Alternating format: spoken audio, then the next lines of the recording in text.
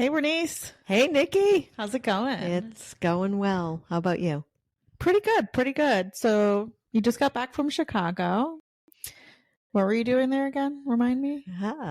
Yeah. We were there to help with Chicago Animal Care and Control with some adoption things and mostly play groups. And how did it go? I think it went well. They've got play groups going now 3 days a week. Wow. And what were they doing before we got there? I know Ashley's been there twice already. Ashley's been there twice now. They were not doing play groups. Oh, wow. That's awesome. Yeah. For years they did them, and I guess with COVID, everybody kind of. It happens. I think with COVID, a lot of things. Yeah. Right? Yep. Wow. That's super cool. And the volunteers are doing them? Volunteers, yeah. It's all volunteer run. All Pretty volunteers. amazing. So no staff? No staff. It's all volunteer run. Wow. That's awesome. Yeah. Well, I feel like we should do this kind of thing more often. It is the fun part. Yeah, it is the fun part. So that's why we're going to be doing it more often, right? Yes. Locally, mostly. And more. I mean, not just playgroups. Not to say just playgroups because it's huge, but more of a holistic approach. Yeah. I feel like we should just do a quick, huge shout out to Dogs Play for Life.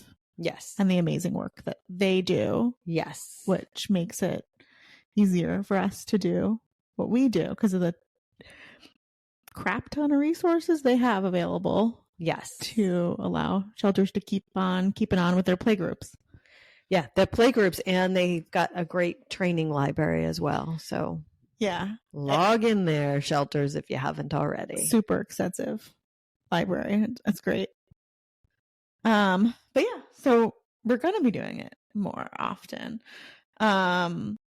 We put together a guidelines and we want to start doing some shelter consulting, which is really exciting because we have some really great people on our team with an extensive amount of experience. So we want to be able to bring that to shelters and help them hopefully get more dogs exercise, get more dogs marketed, get more dogs out. Yeah. And really getting accurate information, or the most accurate information you can on the dogs versus some of the things that we see now, like no other dogs. And then you have a conversation with someone and they're like, well, he barks through the kennel or he lunges on leash. And we're finding that a lot of those dogs, when you set them free, are just perfectly fine. Yeah. The power of play groups. Yep. So we wanted to let you guys know that we're just launching a new program, Shelter Consulting. We're going to be talking, we want to discuss with shelters things like adoptions and marketing, taking away any barriers that shelters have to adoptions, and how we can best market our dogs to get them out faster. Removing breed labels, of course. And then we want to be able to support the shelter make those changes. So that's just in the marketing part, which is mostly what I will be doing. And then on the shelter side, there's a whole bunch more. Yep. On the shelter side, we will be looking at folks' enrichment programs and seeing how we can boost those up if they need boosting. A lot of shelters are doing enrichment, so that may not be a big need for everybody, but it is certainly a need for some. Oh, can I interrupt you for a second? You sure can. I thought it was really interesting talking to Cassidy about, because Cassidy and I are going to Chicago next week again. And she was talking about out of kennel enrichment, which you don't hear about very often. At least I don't hear those terms very often. Maybe people in sheltering hear them all the time, but I just thought that was really cool because a lot of shelters are already doing enrichment stuff, like the things that I would think about, like filling Kongs and busy boxes and toys and things like that. But then there's a whole other component of that, which is out of kennel enrichment, that I don't know how often that's happening besides playgroups. Oh yes, you mean throughout the shelters that we're working with. You mean things like nose work and right? Yeah, I think. Yeah. So I don't know. I just wanted to throw that out there. That I thought that was. I think there's 2 different enrichments. Hey, I knew that there was, but I just got really excited that we were going to be going out and talking about that specific topic, because we always talk about it in kennel enrichment stuff. And you're right. I think lots of shelters are doing that stuff already, which is great. Right. But then there's a whole other component to it that I think sure super helpful. Yep. An individual for some dogs that need a little more than just a generic plan. Yeah. I'm sorry for that. No problem. And then we will have basic handling and training. This would be after an initial evaluation of the shelter and the programs that they have. That handling and training would be for staff and volunteers. What does that look like when you mean handling? So things like dogs that are jumpy mouthy, how to properly get those guys out of the kennel without having them on your jacket or your arm or your pant leg. Just proper calm ways to get them out and moving so that we don't have dogs in a constant state of arousal. Awesome. And then other training stuff, obviously. Leash manners, basic training for dogs that might be a little bit reactive. And basic training, something I think should be done with every dog, whether it's in your house, in a shelter, in a rescue, is teaching dogs to go to their place and remain calm. Yeah. Oh my gosh. So go ahead. I experienced this weekend with my sister's dog, who she taught to go to place. And I was so excited for her because she's been having a lot of trouble with her dog just being very, like, having a ton of energy, jumping, licking, just being super excited. Great dog, just super excitable dog. And oh my God, it was just so amazing to watch her say go to place, and the dog went to its spot for while we all had dinner. And I don't know. I think that I agree with you. I guess what I'm saying is I agree with you, because it's like so cool to see that in action. Right. And watch the dog's brain actually calm down, right? You go to your spot, you wait, and it works not just for exuberant dogs that might be a little territorial. It gives them a minute, like, go to your place, calm down. You can watch the situation, and then, hey, come on in, come say hello. And so for me, it's like every dog should have a go to your place. And in your kennel, that could be to your bed, to the back of the kennel. And that's something with dogs you can teach without even going in the kennel. Do you think that that's a realistic thing for larger shelters to teach, to be teaching their dogs? I think it can't hurt. So even in a larger shelter, right, you're going to have those dogs that are going to be there longer. And there's probably ways when those guys are coming in to know, hey, this dog for whatever reasons is probably going to be here a little bit longer than, easy cheesy peasy over here who does nothing wrong. And those are dogs I would concentrate on that. It doesn't take long. You have volunteers with a clicker. That was going to be my next question. Like, it's pretty easily. It's pretty easily done if you just give people instruction. Cool. And then, we already talked about playgroups, but I think with playgroups and with the training, I think the real goal is just to make sure that every dog has something. Yes. Every day. Yes. Back to dogs playing for life again. Every dog, every day. That's right. Thank you. Let's get a full circle there. Yeah. So we're super excited about offering this. I mean, it's a lot. It's a lot of time. It's a lot of effort. We really want to look at like whatever organizations we choose to work with, like really look at their whole overarching, what they're doing. I personally would, want to really dive deep in what do they got going on their website? How easy is it for me to even find a dog that's available for adoption? Look at all of those processes and procedures that an adopter is going to be going through the motions with, and looking at the dogs and really looking at how the perspective of the adopter and how that's going to affect adoptions, and the language that we're using, and does the language make sense for just the general public, and really diving deep into that kind of stuff. But it's a lot of work for us. Yeah, it's a ton of resources on our part, because a shelter would be getting you, me, and our two very experienced trainers, Ashley and Cassidy. And depending where that shelter is, there may be a subcontractor here and there that also help out. So it's a huge undertaking for us.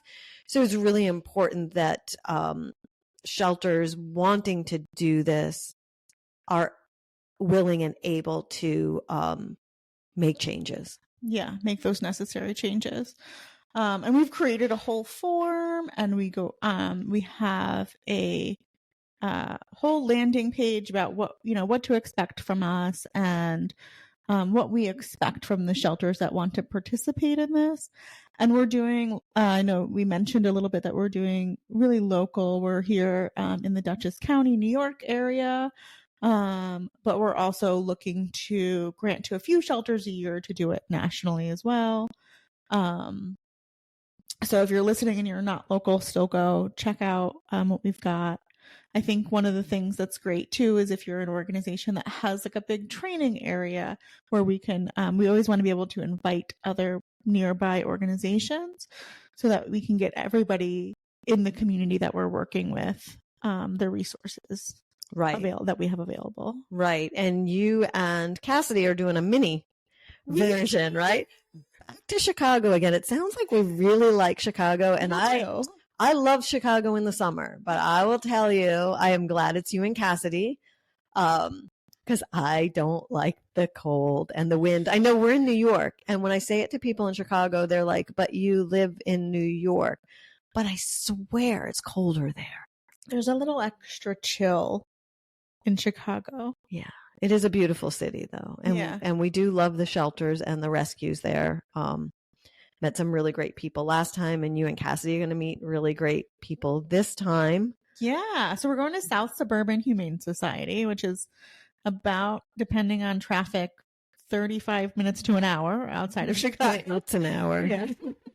I think when I Googled it, it was 36, but Cynthia's saying an hour. So we're going to plan for a lot of time. But Cassidy and I are going out there, and hopefully we can get her on the pod next time to talk about our experience down there. But we're going to do a little mini training with South Suburban and surrounding folks from surrounding shelters, talking about removing breed labels, and Cassidy's going to do some handling stuff and some out of kennel enrichment stuff, as we mentioned earlier. So we're super excited to get, I mean, I'm not excited about the weather, but I'm excited to get over there. And I've been to the Chicago Animal Care and Control, but I have not been to South Suburban Humane Society. And I'm always excited to check out other shelters and see what they're up to, because usually I see some really cool things happening. Really cool things there. They are also a big shelter.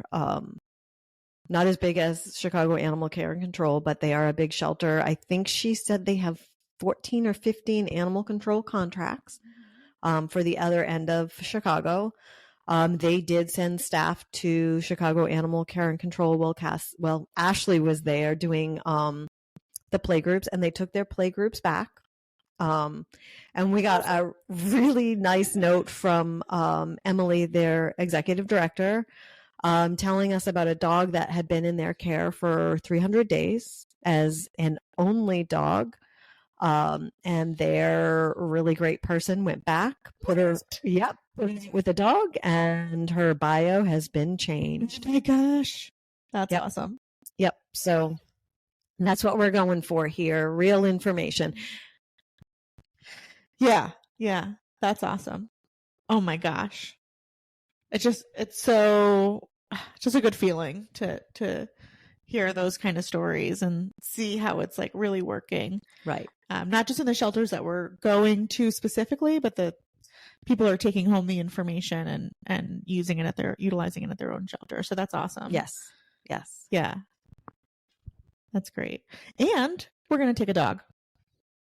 We're taking a dog. Hey, listen. Yeah. I hope so. Yes. We are. Yes. I'm putting it into the ether. So now it has to happen. Where is that old dog in Chicago that wants to come to Animal Farm? Yes. So hopefully we can find a dog while we're out there. Definitely. Maybe we'll have the dog on the podcast when we come back. Maybe. When you come back. I'm not going. This time. Great. We actually have 3 dogs on the podcast right now. They just don't know it. Yeah. 2 of them are sound asleep. Yeah. Oh. They just woke up. Anyway, so that's what we got going on. That's our new program. And when will that be up on the website? So if people before this airs. Okay, great. So people can sign up. Yeah, I will put the link in the show notes. It'll be under programs, also right on our homepage. So great. And for folks who we've already worked with, we've done a mini version of this. So please look at it if you are still interested in doing more. This is just a more in-depth, holistic version of the tiny versions of things that we've done. What do you mean by that? Well, we've done a lot of work with our local shelters here. Yeah. But it has been more of a let's jump in the moment, help you with play groups or help you with. Oh, you're saying that this is not something new. This isn't news. This isn't a new thing for us. Is that what you? Yeah, I'm saying it's not a new thing for us, but it is much more in depth. So if you think you already got the service, you didn't. Gotcha. So if you want a full service and we've been working with you, then please, reach out and sign up. And we may have a lot of your information already, but you don't have all of ours already. Great. Yeah. This is going to be a lot more in depth than what we've already been doing. So that'll. Yes. Yeah. Sorry. I don't know. It was like we do. I thought you meant like we have that information on our website, which we do. Have a little bit about what we've been doing, but I don't know what I was thinking. I got way off track there, but yeah, I think that, check us out. Check out the website. If you're local, awesome. If you're not local, still check it out and see if it'll fit for you. If it's a good fit for you. Yeah, the program would be adjusted for someone not here anyway. So we're open to talking to anyone who wants to make change. Yes, absolutely. All right. Well, that's all for now. That's all. All right. Great. Well, thank you guys for sticking around and listening to us. We'll talk soon. We'll be back when we're back from Chicago. When I'm back from Chicago. All right. Great.